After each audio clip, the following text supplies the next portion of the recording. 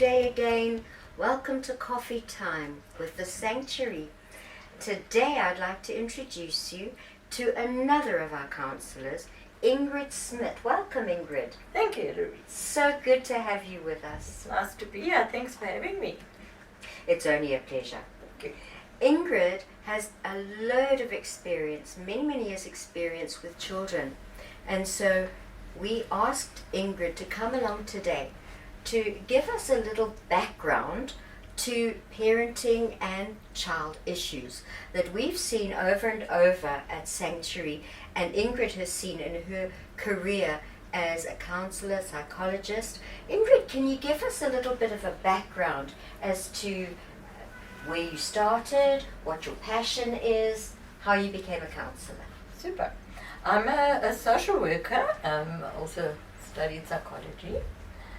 But I've always worked with children. My heart and passion and calling has always been in terms of children, because they feel so vulnerable and defenseless, and I really feel adults can take care of themselves, they can do something, whereas a child is absolutely defenseless. They totally dependent on an adult and how we treat them. They've got nowhere to go. So for all your life you've had this passion to help. And I've had such a wonderful childhood. Lovely. That it's always been difficult for me to relate to that. And I'm so grateful I've had that opportunity. Many people don't see that side of life where it really is tough. And it's not this normal happy family. So a lot of families go through traumas in their experiences, and they're different to the happy family that's portrayed from Hollywood, on TV, and sometimes we feel terrible, like we're dysfunctional. What would you say about that word dysfunction? I think it's very ugly. But it does help to say there's certain expectations that society, whoever says how should a family be, how should we be as parents, which is also dangerous. I think sometimes the expectations we put on ourselves and people put on us. Why do you think it's dangerous? Because we're not free to be ourselves. We're not free to express exactly who and what we are. We're not free to be individuals and to especially allow children to be who they are. Okay, so are we... We want to treat children the same, and each one is very different. At school they're all the same, they all get taught the same, and each one wants to learn in a very different way. And we take that individuality and creativity and potential away. So one hat doesn't fit everyone. So am I hearing you correctly? I'm hearing every family is different. Every set of parents are different. Yes. We're all individuals. My family may not look like your family. That doesn't mean we function particularly better, but superficially it may look that way because of the way society projects. This is how a family should look, and we should all fit in that box. But I'm hearing you say that no, we're individuals. We're not all going to behave the same way each time. However, am I right, Ingrid, that there are some things that families can do, especially parents, that are helpful, and there are some things that we do to each other in families that are really not so helpful? And it doesn't mean that we're dysfunctional, but it does mean that we could learn a few skills that just might help. Sure. So what sort of skills do you think we could learn, say as parents, to help our children? I think one is to really listen to your children. Okay. Don't kind of not now, and I'm busy now, and not now. If a child says to you, I don't want to go lie in the bed with that person, then listen to them. Okay. I had my stepmom say, it doesn't matter, just what's your problem? Right. But if your child is saying, I don't want to go and do what you're telling me, listen to them. Why? Why don't I want to play with that friend? Why don't I want to go there? So am I hearing I don't want to the go to why? that uncle. The why is an important word in a child's vocabulary, in a parent's vocabulary. If a child is coming to you and saying, I don't, or I can't, or something negative, perhaps the first question is, why? Not, well, you do it anyway. Is that right? So, why? There you go. There's a skill we can all learn.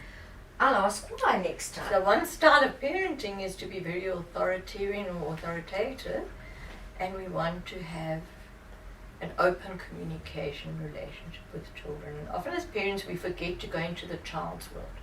They have to keep functioning as an adult world and do what adults are expecting. And I'm a child. How do I do what adults do and function like an adult? Right. Give me some space where I can be a child. So what does that mean? So I get on the floor with my child and I play. I let them piggyback and I piggyback on my back. I carry them on my shoulder. I go and play in the mud with them. And we don't all have to be clean all the time and appropriate. Children, let them play in the mud. Let them throw the food over their face. And just from time to time, be human. Embrace it. There is a time when, okay, we're doing too much of that, but very often we're not doing enough of that. A lot of us live in apartments, and it's easier for parents if we keep it all clean and tidy and neat and almost sterile. And children don't always do their best and develop at their best if we're too rigid and too controlling. Let them have a little say, not all the say, but definitely some say in the life they're leading too. Is that what I'm hearing you say? At least a few minutes a day. Just enter their world. Okay. You tell us, what are we going to do now?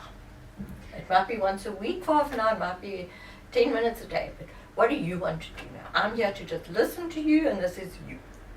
So now, this is your time. I want to hear what are you thinking and what you've been as a child. I want to go into your world. Okay, so Ingrid, just say I'm a parent.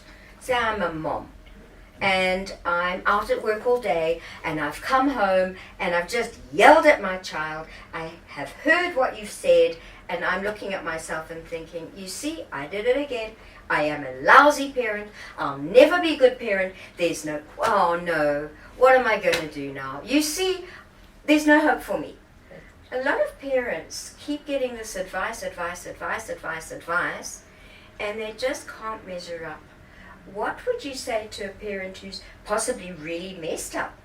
Is there hope? Very much. We put so much expectation on ourselves, and we always feel we failed as a parent somehow. We've done too much wrong. What would you say? And we so often feel I'm a bad mother.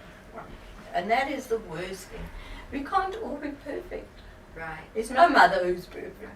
But so, what do you do with the guilt? Should I feel guilty now? I am wrong. Should I feel that guilt? Should I carry that guilt, that shame? That's the best parenting tip I can give you. Say sorry. Oh. When you are wrong, say I am sorry. I want to teach my child to say sorry, to say please and thank you. Do I do that? Okay. I want to teach my child don't swear. Do I? Yeah. Good point. The children do what I do. Okay. Not what I tell them. Right. Do what I say, not what I do. So being a bit humble. And that is wrong. So now, Ingrid, I'm this person, and now I've said sorry. Now, do I let them go do whatever they like, or do I keep my boundaries, carry on the good parenting that I know to do, and not feel sorry for myself and the child? Okay, you can go out till late. You can watch TV for extra 3 hours. You can do what you like. Have your friends. I feel so bad. I've got to allow you space, and I've got to love you. Or is it better to say, look, I'm sorry for what I did. I did mess up, but there are still boundaries, and we've still got to respect those. What is your take on that, Ingrid? Your boundaries are incredibly important. But like Hilary says, don't let the guilt come to now the child can now manipulate and get away with things. Right. Or that I become inconsistent. One day I'm hugging the child and crying and I'm so sorry, and the next day I'm smacking them and slapping them and they don't know where they are. Okay. So the more consistent I can be. So there's another word we can use. Sorry. lovely word. Consistency, lovely word. Very much. Boundaries and hearing. All of those are very special skills that we can all learn. They're not that difficult. And am I right, Ingrid? It's a moment by moment thing. You do not have to live this way for a whole 20 years. It's, as it arises, so we say sorry, or we get down and rough and tumble with our children, but don't carry the guilt and the shame, making it heavier than it is. Children will look to parents, and you know what? I hate, guys, if you didn't hear this, I'm telling you now, and I've had 4 children, and they're all doing well as adults. I promise I didn't destroy their lives yet. But children are amazing at forgiving. They're resilient. They love you. Okay? Build on the love. And as long as you teach them that, you Right. break a glass, you mess the milk, you do something wrong, I'm still going to love you. And I do things wrong too, Still people. gonna love you. I'm not perfect either. And if you do find that there's a real challenge, then sometimes having an extra person to talk to, like Ingrid, is helpful. Because we're so close to each other, so deeply in the problem, we can't see the wood for the trees. There is a place, Ingrid, when you can go and chat to somebody, the child and the parent, even the caregiver, and build on a relationship. So don't be in too great a distress if it's not going right in your world. Seek counsel. It's amazing what it can And do. what I want you to learn as parents is it's not always, but it's going to be okay and I can handle this. Here we go. Oh, no. It's going to be okay. Lovely. It's really going to be okay. And the greatest tip I can teach you, your child does not want you to be perfect. They need nurturing, they need loving, they need to belong, they need to feel safe, they need to have new experiences. But more than anything, they need to know that they are thinking about you, that you are on their mind. You are thinking about my child. I wonder how that exam went today. I was thinking about you when you had to have your lunch and I put that little surprise in your box. What were you thinking? Oh, sweet. Do you know, I'm wondering, you're looking pretty sad. I'm wondering what's going on in your mind. That kind of thing. And you can also just go, and it's really okay, I know how to handle this. Parent with your heart and your hands and your head. Oh, lovely. Parent with your Heart and your hands and your head.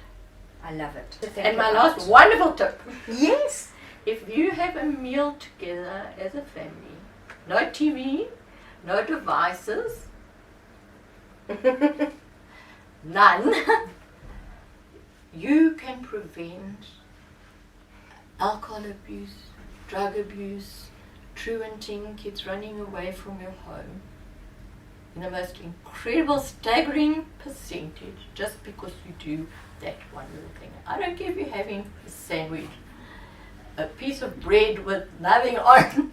Sit down and have that meal together, and we can all do that and prevent so much damage.